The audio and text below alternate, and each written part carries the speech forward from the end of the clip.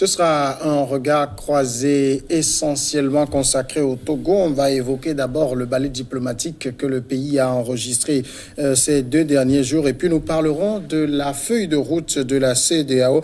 Est-ce qu'elle a tranché ou simplement botté en touche? Nous évoquerons également la date du 20 décembre proposée comme celle des élections législatives. Paris réalisable. Et puis la feuille de route de la CEDEAO. Poursuivre le dialogue, oui, mais comment? Alors pour débuter, je suis avec Jean-Paul Lagbo-Ahuelete, directeur de publication de Focus Info. Bonsoir Jean-Paul. Bonsoir Samuel. Et Horus Donkovi, activiste panafricain. Bonsoir Horus. Bonsoir Samuel, bonsoir à tous ceux qui nous suivent. Alors, nous parlons donc du Togo et essentiellement ce soir, je l'ai dit, ces 2 derniers jours, le Togo a connu 3 sommets. C'est une première, sommet CEDEAO-CEAC, sommet de l'UEMOA et sommet de la CEDEAO. C'est Jean-Paul Lagbo, c'est un véritable ballet diplomatique. Est-ce que vous décernez une note positive au pouvoir de Lomé? Il n'y a pas eu d'écueil, il n'y a pas eu de couac. Je crois 13 présidents sur 15 qui étaient là. Les délégations sont parties plutôt satisfaites si on s'en fie à leur déclaration. Donc je peux dire que le pari est réussi en termes d'organisation. C'est un succès diplomatique, comme je le disais, avec la présence de tous ces chefs d'État, y compris ceux de la CEAC. D'importantes décisions également ont été prises au cours de ces trois sommets. Et donc, de tous ces points de vue, je peux dire que c'est un pari réussi pour le Togo, encore une fois en termes d'organisation, en termes diplomatiques, et puis aussi en termes politiques, en mobilisant tous ces chefs d'État. C'est une vieille tradition avec laquelle notre pays, la capitale Lomé, une tradition perdue avec les crises à répétition que notre pays a connues. Donc nous avions déjà une certaine expertise de l'organisation de ces sommets. Il faut juste espérer que le climat politique s'améliore de plus en plus pour que Lomé retrouve ses lustres d'antan. Même sentiment, Russe? Oui, je dirais le même sentiment. Moi, je ne vais pas être étonné de la capacité à organiser ces 3 sommets. Cela peut paraître chauvin, mais le Togolais est studieux. Le Togolais, quand il veut, est studieux. Il fait de la qualité. Donc, effectivement, oui, ces 3 sommets ne m'étonnent pas en termes de réussite. Maintenant, ce que je dirais peut-être, c'est que, effectivement, diplomatiquement, c'est une réussite dans le sens où 13 présidents qui arrivent dans un pays sur 15 et qui acceptent de participer à enrichir la quintessence de ces 3 sommets revient quelque part à avaliser un peu le soutien qu'il y a au régime président actuel. C'est-à-dire, donc, voilà, je pense que au-delà des 3 sommets en eux-mêmes, il y a quelque chose de subtil aussi qui est passé en termes de message. Dans le sens où, oui, on redonne à Lomé comment on appelle, la visibilité auquel elle peut prétendre, en fait. Est-ce qu'il y avait, Jean-Paul, derrière peut-être ces sommets-là, cette idée aussi pour le pouvoir de Lomé, qu'on avait longtemps présenté comme un pouvoir isolé et tout, de dire oui, je suis toujours dans le concert des nations? Oui, il a dit... je ne sais pas si véritablement les présidents qui venaient avaient ça derrière la tête, mais effectivement, le pouvoir de Lomé peut capitaliser là-dessus. Le fait que 13 présidents sur 15 se soient déplacés, les 2 absents ont, j'allais dire, des raisons valables. Le Malien était en période électorale et le Béninois, c'était la célébration de la fête nationale au Bénin. Donc, 13 sur 15, c'est véritablement une manière aussi de dire que le président togolais n'est pas si isolé que ça. En tout cas, n'est pas isolé comme le prétendait un certain nombre de personnes, parce qu'on a connu des sommets où beaucoup de présidents se sont abstenus de venir. Il y a des présidents qu'on disait très en colère contre le président togolais qui était là. Notamment le Nigérian. Le Nigérian qui l'ont succédé, qui l'ont félicité d'ailleurs pour sa gestion de la présidence de la CEDEAO. Et donc, voilà. Donc, c'est la démonstration aussi que on fait tout un cirque, beaucoup de bruit autour de choses qui, en réalité, n'existent pas. Alors, si on prend la chose sur ce point, est-ce que ça ne renforce pas aussi la thèse d'un syndicat de chefs d'État? On s'épaule entre pairs. Alors, oui, un syndicat de chefs... Il y a quelque chose qui est sûr et qui est certain, c'est que forcément, je pense qu'à ce niveau de responsabilité, il y a des alliances qui se créent, c'est sûr et certain. Je dirais même que quand on voit les 3 sommets, on voit quand même qu'il y a... On montre clairement les priorités. Oui. Les priorités, on sent que c'est tout ce qui constitue CEDEAO, CEEAC, la protection du territoire et tout ça. Donc, ce qui va concerner le Togo va venir vraiment en bas. Donc, il y a quelque chose d'assez symbolique et vicieux dans le fait que mais justement, en reclassant les priorités, on s'aperçoit que la priorité même n'est pas de traiter d'une crise qui n'est peut-être pas la plus grave sur le continent. En tout cas, il se peut que certains pairs ne la considèrent pas comme autant grave. Par exemple, si on voit les événements du Congo, on voit les événements je ne sais pas ce qui se passe sur RCA, ce qu'on pourrait voir au niveau du Mali, en termes de sécurité, de la Guinée, en termes de répression.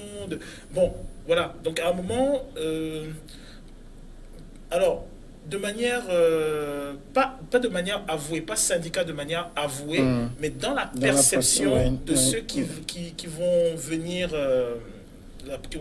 à ce sommet, ben, c'est une question de logique. Hein. Si on peut faire 3 sommets avec ce type de qualité, ce type de prestation, cela revient à dire que ce n'est pas si grave ce qui se passe chez vous.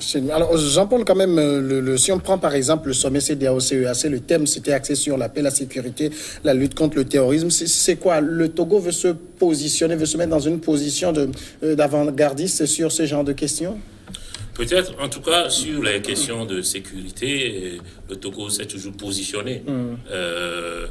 Et depuis toujours, même sous Feu Gnassingbé et Adema, notre pays a toujours été vu comme, je vais presque dire, pionnier de ces questions, y compris avec la présence systématique de nos militaires, de notre force armée dans les opérations de maintien de la paix à travers le monde. Donc, le Togo, comme ça a été le cas pour la sécurité maritime, le Togo a voulu réunir les 2 organisations pour parler d'un sujet crucial. C'est vrai que nous n'avons pas encore connu ce fléau, mais il est à nos portes, au Burkina, en Côte d'Ivoire, au Mali, au Nigeria, etc. Donc c'est une très bonne initiative à saluer. Et la réponse ne peut être que collective. Aucun pays, aujourd'hui, surtout en Afrique, n'a les moyens de faire face seul à ce fléau. Donc il y a forcément une mutualisation des moyens, une réponse collective, et puis un partage d'expériences, comme eux-mêmes ils l'ont dit, une vision partagée d'abord du fléau et puis des réponses à y apporter. Alors, question de sécurité, de paix, lutte contre le terrorisme, est-ce que c'est la principale question qui préoccupe pour les 2 organisations sous-régionales, les populations de ces organisations aujourd'hui? Alors, ces questions de sécurité préoccupent les populations parce que ce sont elles les premières à être attaquées. Mais en réalité, elles préoccupent aussi les gouvernants parce qu'en réalité, c'est les questions qui leur permettent de rester au pouvoir. Actuellement, les chefs d'État ou les leaders politiques qui ont la capacité de pouvoir prétendre à assurer une certaine stabilité de leur État sont ceux qui sont les plus cooptés, ceux qui sont les plus encensés, les plus encadrés. Et dans un contexte africain où on a des grandes puissances qui grosso modo s'installent, c'est-à-dire en termes de multinationales, en termes on a l'Africom des États-Unis, on a j'oublie comment on appelle, le G5 Sahel, c'est ça? Oui, le G5 Sahel. Le G5 Sahel qui s'installe avec les Français. On a le dernier sommet de l'UE avec, comment dirais-je, Emmanuel Macron qui tranquille vient s'installer. Bon, à un moment, il y a un certain nombre de prestations. Donc, la préoccupation, elle est sécuritaire, mais en réalité, pour moi, je ne mets pas les préoccupations de la population dans le même creuset que les préoccupations des dirigeants. Parce que les populations sont les plus agressées. On ne nous donne pas de vraies réponses. Oui. Quand on parle par exemple de ce qui se passe en termes de terrorisme, comment ce terrorisme est alimenté, par où viennent les armes, comment viennent les équipements, comment viennent qu'on appelle l'assistance aux armées africaines, qu'en est-il de leur formation, qu'en est-il de leur capacité à défendre le territoire, qu'en est-il du financement de ce qu'on appelle le G5 Sahel ou d'autres groupements de forces armées. On ne dit absolument rien. Et à chaque fois, on est en face à des populations qui se font agresser. Et pire, on est en face à des populations que l'on monte les unes contre les autres. On le voit au Cameroun, avec le problème avec la région anglophone, et on le voit au Mali avec le problème entre les Dongos et les Peuls. Oui. Voilà. Donc à un moment, il y a des réponses, pour moi, qu'on ne donne pas aux populations. Mais au niveau des gouvernants, en tout cas, moi j'ai la sensation que, oui, il faut les mettre en conciliabule, parce que celui qui vient négocier ne perçoit pas l'Afrique en termes d'État. Celui qui vient négocier perçoit l'Afrique en termes de région. Donc l'Américain qui arrive, ou bien le Français qui arrive pour faire son jeu de lobbyisme au niveau de l'armée, au niveau d'un certain nombre de multinationales, tout ça, il le voit en région. Si par exemple vous avez l'armée française qui va venir en termes intervenir sur l'Afrique de l'Ouest, ben, c'est une coalition d'armées de plusieurs États. Vous avez des multinationales qui s'installent au niveau de l'Afrique, ben, elles s'installent sur plusieurs pays africains. Donc en fait, il n'y a que l'Africain qui, dans sa démarche, qui réduit parfois son action au simple État, quand l'autre le perçoit en termes de voilà. Région. Donc bon, moi je pense que, pour résumer grosso modo, c'est-à-dire les préoccupations populaires, pour moi, ne sont pas les mêmes que les préoccupations des dirigeants. Et cette question même de sécurité dont nous sommes en train de parler, est-ce que c'est le lien d'intégration entre CEAC et CEDEAO aujourd'hui? Honnêtement, je ne sais pas, mais... Parce que si je pose la question, quand vous prenez même la définition des deux espaces, communauté économique, les deux, il n'y a pas eu de sujet économique abordé. On sait que même la convertibilité du franc CFA entre les deux sous-régions, ça pose problème. On n'en a pas discuté. Non, il y a certainement d'autres cadres, y compris bilatéraux, qui servent à ce genre de choses. Je crois que c'est une conférence inédite, exceptionnelle, qui a servi... à parler de la question sécuritaire, de la question du terrorisme. Mais je suis convaincu qu'il y a d'autres cadres qui permettent de parler justement d'intégration. La CEDEAO également, en réalité, au début, avait été créée pour l'intégration économique. Mais au fur et à mesure du cheminement, les dirigeants de l'espace ont compris qu'il était important d'aborder d'autres sujets, la démocratie, la paix, la sécurité, etc. Et ce qui a été à l'origine de l'adoption de tous ces mécanismes qui permettent de parler de ces sujets, justement. Donc, ici, c'est un coup d'essai sur une question importante, primordiale, qui préoccupe l'ensemble de la communauté internationale aujourd'hui. C'est peut-être la porte d'entrée à une autre forme de coopération entre la CEDEAO et la CEAC, qui est d'ailleurs l'une des organisations les mieux intégrées aujourd'hui en Afrique, lorsqu'on la compare à ce que peut faire notamment la CEDEAO, y compris sur la libre circulation des biens et des personnes. Alors, c'est pour dire, est-ce que pour les populations des deux ensembles, c'est le sujet sécuritaire qui est primordial, ou bien le sujet économique simplement? Vous savez, c'est pas souvent que les préoccupations quotidiennes ou majeures des populations coïncident avec l'agenda des dirigeants qui ont une vue beaucoup plus globale, une vue d'ensemble, et qui ont des éléments d'appréciation différents, souvent régulièrement, de ce dont peut disposer les populations qui, elles, sont plutôt accrochées à leurs besoins au quotidien. Donc, oui, si on faisait un sondage ou une enquête pour demander aux populations de ces deux ensembles quelles sont vos priorités, sur quel sujet devraient intervenir en priorité vos dirigeants, je suis convaincu qu'ils ne parleront pas de sécurité ou du terrorisme, mais c'est aussi un sujet important, et comme je l'ai dit, c'est peut-être une fenêtre qui permet à ces deux organisations de se retrouver sur un sujet important, mais pour en développer d'autres, puisqu'il est prévu, il me semble, que désormais, cette rencontre aura lieu tous les 2 ans. Tous les 2 ans, oui. Alors, justement, la rencontre, elle est terminée, elle a été sanctionnée. Je veux parler de la rencontre CEDEAO-CEEAC. Ce n'est pas une déclaration de Lomé. Mais vous savez, les pays africains sont très habitués aux grandes déclarations au contenu vide. Oui, parce qu'en fait, quand on fait des déclarations, il faut avoir les moyens de ces déclarations. Quand on parle de sécurité, je suis bien d'accord, mais qui finance la sécurité africaine? Oui, on peut avoir des forces armées qu'on peut qualifier de plus ou moins disciplinées, où sont formés les officiers?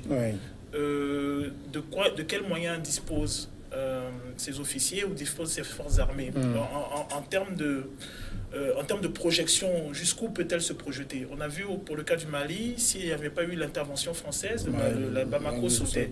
On a, par exemple, moi je suis très étonné de la vitesse de l'amnésie africaine. Quand on voit par exemple ce qui se passe en Libye en termes d'esclavage et tout ça, on a l'impression que ça a été un fait de paille, et puis c'est parti. C'est fini. Quand on parle par exemple au niveau de la libre circulation des biens et des personnes, l'Afrique centrale est une des régions les plus réfractaires à cela. Vous avez la Guinée équatoriale qui n'a pas envie de voir de Camerounais chez elle. Vous avez le Congo-Brazza qui dernièrement a chassé des ressortissants du Congo qui de chez elle. Vous avez le Gabon et l'autre. Le Gabon qui reste fermé. Vous avez l'Angola qui a des centres qui enferment des migrants clandestins. Vous avez le problème de l'Afrique du Sud qui a réprimé dernièrement. Bref, il y a beaucoup de problèmes et oui, on va faire une déclaration, on va dire on fait un sommet chaque 2 ans pour la sécurité. Le problème sécuritaire africain, il vient d'où? Déjà, il faudrait déjà qu'on statue dessus. Ça veut dire qu'on ne se pose pas les bonnes questions, forcément? Je ne suis pas... Pour moi, je vais être peut-être dur et radical. Pour moi, ce sont des sommets qui sont cooptés. Ce sont des sommets, c'est comme si quelqu'un vous dit, ok, bon, arrangez-vous, agencez-vous, moi j'arrive. C'est comme ça que je le vois. Je n'ai pas la sensation, si les populations ne peuvent pas être... ne peuvent pas se sentir pleinement concernés par ce qui se passe au niveau politique, c'est qu'il y a un problème. Parce que ce sont les populations qui mettent en exergue les politiques. Quand par exemple vous avez une situation aussi banale qu'en France, que l'affaire Benalla, où tout le monde critique, participe et tout ça, c'est parce que d'une certaine manière, dans le ressentir de la population, il y a quelque chose qui fait qu'on se sent plus ou moins concerné. En Afrique, on n'a pas ça. On a une élite qui a les moyens du pouvoir, qui a les moyens de l'argent et qui est un peu en marge. Et on a une population qui doit faire avec. Si on doit parler de CEDEAO et que, par exemple, moi, maintenant, je dois me lever pour aller à Accra, que je dois me lever pour aller à Bamako, que je dois être acquitté à la frontière, c'est qu'il y a un problème. Il y a un problème véritable. Alors, on va marquer la courte pause tout de suite et puis on continue après.